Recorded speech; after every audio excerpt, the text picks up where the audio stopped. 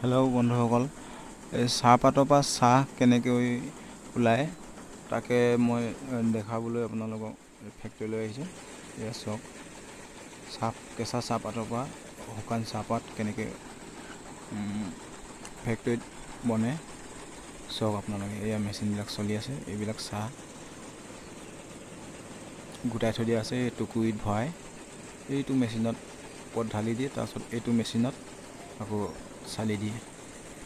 এনেকৈ কৰি ইয়াত ঢেৰ মেচিন আছে বিভিন্ন ধৰণৰ। তাৰপিছত এই লগৰ এটা লগ পালোঁ, লগৰ মানে ইয়াৰে বৰহাটৰ ল'ৰা এজন লগ পালোঁ, ইয়াতে কাম কৰে। ময়ো আজি ইয়াত প্ৰথম আহিছোঁ, ভিডিঅ' বনাম বুলি আহিলোঁ, কাম কৰিম বুলিও আহিলোঁ, ভিডিঅ' বনাম বুলিও আহিলোঁ। তাকে আপোনালোকক দেখাওঁ বুলি। আৰু নেদেখাবিলাকে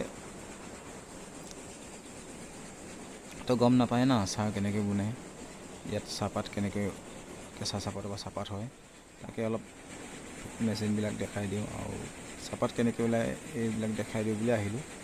ইয়াত চাওক, এইবিলাকৰ পৰা চালি থাকে মেচিনে, তাৰপিছত এইবিলাকৰ পৰা চাহপাত ওলায়।